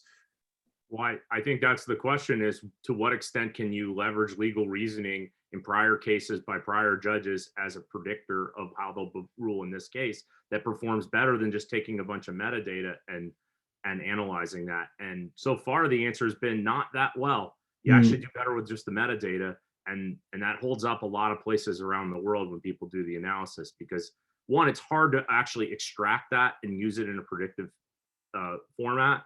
But that's the question on the table, I think. And again, that's like literally the most realist versus formalist. And the most realist thing is literally just say, I'm going to extract the metadata about this judge, and I don't care what they ever wrote in their entire life. Now, that's an extreme kind of view, but like it's closer to that than build a legal reasoning machine. Absolutely, yeah. And when you look at other areas like medicine, the systems that diagnose melanoma, they know nothing about histopathology or dermatology. Right. Working the metadata. John Armour, I think you had your hand up perhaps, or maybe you were just greeting me. I just want to say a couple of things quickly on this point. So first of all, I want to draw a distinction between predicting an outcome and predicting reasons. And so, you could try putting the reasoning of cases as an input to try and predict an outcome. And Dan, the prior literature of which you've made important contributions, this result, does seem to generalize that actually the more you put in, it just complicates things, and the prediction quality goes down. But what we're trying to do is to, alongside predicting the outcome, predict the sorts of reasons that are used in cases of similar types. And so that's an output rather than an input. And so the question then is, your other question that you put was, well, how useful is that likely to be, right? So what's the signal versus the noise? And at this point, I'm not particularly confident that the results we get will be useful in the real world situation. What we're trying to do is to make an advance on the results that just predict the outcome. So if we get some sorts of reasons, that can give us some kind of context to try and understand what might be involved. So that's really what I just wanted to clarify that point. Thank you. John, are you happy for us to run on for a few minutes? I know it's discourteous to people who have to leave, and thank you to those who jump off, but there's a good debate going. So why don't we run 5 minutes over and get a couple of more questions in? And I said I would follow up with just a couple of questions as you'd asked me to. Dan L., I was struck by your observations about there being lack of method, and this preoccupies me with thinking about the future of the courts. Do you know any, because people like me and others come up with recommendations of different ways of resolving disputes, and then you've got a lawyer say, well, that will never work, and so forth. And I look at medicine and I see randomized controlled trials. I see, of course, peer review of people's suggestions about what we might do, whereas most of the work in this area is off-the-cuff blogging or speeches from judges and lawyers. How far are we away from having some decent method in this area, so that when people come up with technology-based improvements or suggestions for legal problem solving, for dispute resolution and so forth, we have some kind of relatively systematic or methodical way of comparing what's proposed with what we have today, and often what we don't have today, because we're comparing with a complete absence of service when it comes to access to justice. Yeah, well, there's been some work done. I mean, e-discovery is a notable exception where there's been some work done by Maura Grossman and Gordon Cormack, for example, and the National Institute of Science and Standards and Technology in the US had invested some money and running some projects around that to measure the efficacy of these tools. We're seeing more of it, but I guess it hasn't risen on the priority list is something that's important, right? And so I think that we need to see more investment in it. JJ Prescott is another example, someone who's doing some empirical work on looking at, he's one of the founders of Matterhorn. And so he's been doing some studies of online court platforms. Jim Greiner at Harvard, focusing on doing randomized controlled trials in some of these areas. So we're seeing bits and pieces of it, but not a lot of scholarship and studies. Early days, yeah. But it's not even, to some extent, it's not even scholarship I'm calling for. It's rigor. It cannot be that our policy making, as it is in so many countries, is based on the instincts and intuitions of people who are deeply embedded in the system. Nor is it acceptable that it would be based on evangelical speculation. We need some kind of process. And it may not be fully fledged scholarship, but we could do with some method. Jennifer, you mentioned in passing the sandbox. I thought it was just worth giving just a minute on what it is and how it's a good thing. Yeah, amazing. So the sandbox was developed to support, basically enable people to go faster with the transformative end of innovation that they're bringing to market. So it's an open application process. It's not easy to get in. It's not an incubator, but it's essentially an environment where we wrap around decision makers, access to data, access to regulators. We've got all the UK legal services regulators, the data protection regulator, the financial services regulator, etc. Everyone together targeting whatever it is that are the impediments in the way of faster, more transformative development of technology to address the legal needs of business and society. So that's essentially in a nutshell. Thank you. And Jennifer, I know you've got to drop off, so thank you for your contribution. Thanks, everyone. A couple of questions from the floor then. One from HC, who's actually contributed several questions. It's a well-known issue, but it always deserves some attention. I can put it to either of the Dans. How do you account for bias? So it's the question about bias. Why don't we have 30 seconds on bias from Dan L first, and then back up 30 seconds from Dan K.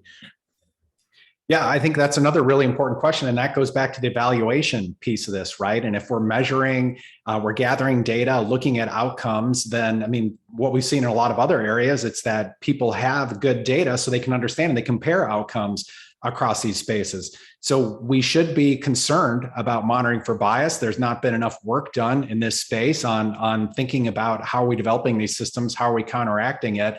But then, of course, we can't forget that what we're protecting from is the bias in the status quo, right? Like, so we shouldn't be aiming for perfection. We should understand status quo bias and determine how we can use data analytics and technology to improve from that status quo, which isn't very good. Okay, thank you. Dan Kay, anything to add? Much to add, I suspect. This is a computer and this is a computer. And the question is, decisions have to be taken on some basis. And so I'm not so in love with human decision making. So I don't start off with this idea that like, oh, we have bias in algorithms, ergo what? Give it to people who we have a stack of literature as tall as Richard's bookshelf there, full of papers about the flaws in this operating system. So I think the problem is a lot more complicated than typically presented. It's usually, we shouldn't use algorithms because there ought to be, there's bias, and then do what? Use a people? So this is what we need. We need we need this computer to operate against that computer and try to find ways to select the best of both, I guess that's the challenge, but it's a hard problem. It's not, this algorithmic bias question is a difficult one. Yeah, I'm sure that's right. Again, interestingly, it takes you way back, as you mentioned, to the American legal realist writings, which right. In the 30s. All things are new, or again. Precisely that. Two more questions. One from Laura. That's a question for Dan L. I'm not sure I fully understand it, but let's work together in thinking it through. How do you see that requests for more structured legal text on the front end and the principle of judicial independence interrelate? Yeah, maybe they're alluding to the France ban on analytics or something like that. So I think there are some concerns about when you open up transparency to the court, like how that might affect the court functioning. But I mean, many of the judicial leaders I know, they're very worried about the lack of transparency and public perceptions of courts. And they're thinking about how to use data, how to use technology. That data can be used internally to improve the functioning of the courts and then better establish the court's independence and public trust in courts. So, of course, that's got to be considered, how that data is going to be used, how these standards are going to be enforced. But I think there's a lot in it for the courts that they're going to want to do these things, and many are starting to do those things. Thank you. And the final question from Miguel, actually for me, but I'm going to dodge that. That's the prerogative of a chairman of these events. I'm going to hand it back to John because I think it's a good way of John taking us home. The question, do you think that the most complex matter in digital transformation is the mentality change for lawyers and judges? So John, that's the question I'll leave you with, and it's the question I'll close the panel with.